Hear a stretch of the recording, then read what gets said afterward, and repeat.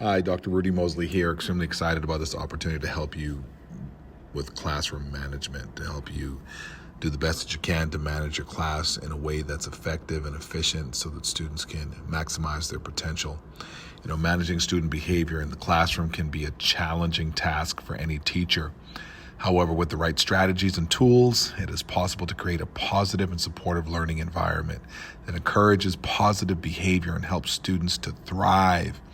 So in this particular broadcast, we will discuss 10 steps that teachers can take right now to improve behavior management in your classroom. I am dedicated, and I've dedicated my life to helping students, and this is one of the ways that I commit to helping students. It's through helping teachers with their classroom management. So first, step one, it's establish clear expectations. Might sound kind of simple, but the truth of the matter is setting clear expectations and guidelines for behavior is crucial to creating positive classroom environments. It is important to communicate these expectations to students at the beginning of the school year and to review them regularly so students know exactly what's expected of them. They know how to do well. They know how to improve. They know what the target is. It's clear. It's also so this will help to ensure that students understand what is expected of them and they can work towards meeting these expectations. Number two, develop positive relationships. Positive relationships. Students know if you care about them, and how they know that you care about them is that you have a genuine and intentional attempt at getting to know them as a person. Building positive relationships with students is key to creating a supportive and engaging classroom environment. Take time to get to know each student, show interest in their lives, and demonstrate that you care about their well-being. This will help to build trust and respect between you and students. It's as simple as just asking, how was your weekend? What do you have planned for the rest of the day? And these types of questions will open up some insights as to their interests. And then you can follow up with a question sometimes like, how did that go? There was a student that I had, and the student was concerned. They were in a farming community, and the student was concerned about their pigs after the storm. And I was fascinated by it that he was and this was a 10th grade class, and he was really, really concerned that his pigs were going to freeze. And so he ran home, and he was telling me about all the things that he needed to do in preparation for the storm. And the very next day, I asked him, how did everything go? And he said he didn't lose not one pig, but what he saw was that I cared about his interests. And I saw the student improve in class. Number three, using positive reinforcement. Positive reinforcement. That's encouraging positive behavior throughout the use, or rather using the use of praise, positive feedback, and rewards that can be a powerful tool for behavior management. This can help to reinforce positive behavior and encourage students to continue to behave appropriately. What gets rewarded gets done. I read that in a particular book. And what it is that you catch someone in the act doing well. And the more you applaud that, you acknowledge it, you see it, the more students will begin to behave in that manner. And what you'll find is that other students will start behaving in a certain way because what they'll see is that their effort will not go unrewarded or unrecognized. Step number four, use consequences consistently. Say what you mean what you say. I learned this in my first year of teaching. Be firm, be fair, and be consistent. That consistent word right there, that's a powerful, powerful word, because what folks will begin to understand and recognize in your class is that when you say something, you're going to do something. Clear communication of consequences for misbehavior and consistent application of those consequences is essential for the effective behavior management. To be firm, to be fair in your approach to discipline, and to ensure that students understand their consequences, that there are consequences for their actions. Step number five, be proactive.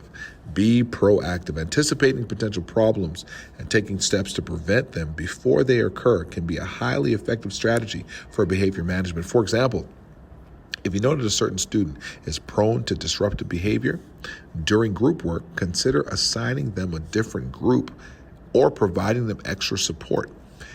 Over the course of your teaching, you're going to begin to observe consistent behavior from students, whether that's positive or that's negative.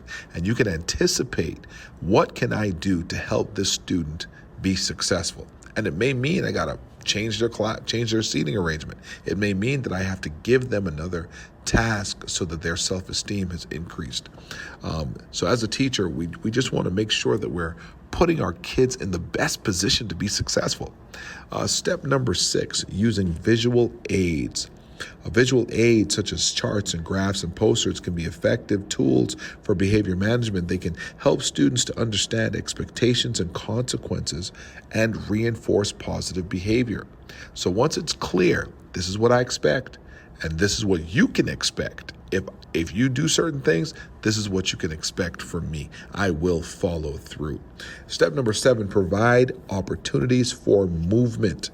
Incorporating movement and physical activity into lessons can be an effective way to release energy and improve focus. Providing opportunities for movement can help to reduce restlessness and improve positive behavior in the classroom. So what does that mean? It means that students have to have a movement break. They can get up and they can move around. And what you can say is that if we don't pull it back together, then you're going to lose some of the time for that movement break. And so students know clearly, you can put on your board the word noise, N-O-I-S-E.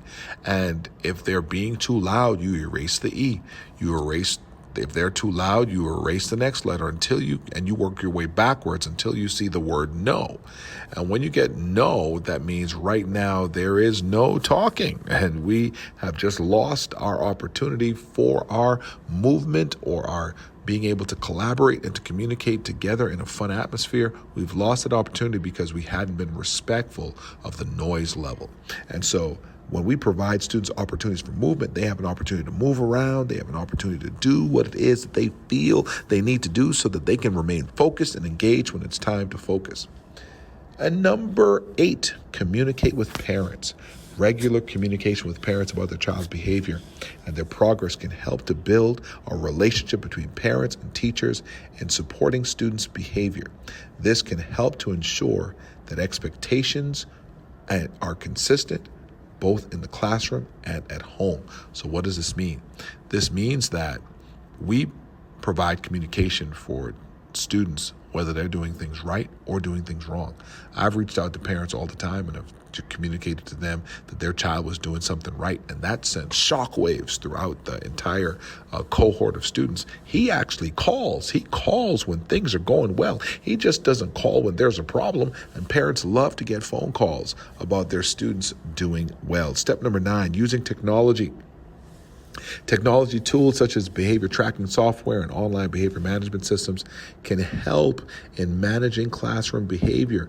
And these tools can help track student behavior and identify areas that need improvement. So if you are able to track this behavior and you're able to understand, okay, at this time of the day, this is when I see this kind of behavior, you're able then to help, because it's all about helping students be successful. So you're able to analyze the data and you're able to now see if a student is doing this at this time of the day, they're better in the morning for this type of activity, or they're better in the afternoon, or they're better when they're not sitting with certain individuals, and you're able to analyze that data so that you can create an atmosphere where students can be successful. And finally, number 10, seeking support. Collaborating with colleagues, administrators, and other professionals can provide new insight and strategies for managing behavior in the classroom. Seeking support can help teachers to develop more effective strategies for behavior management, improve student outcomes.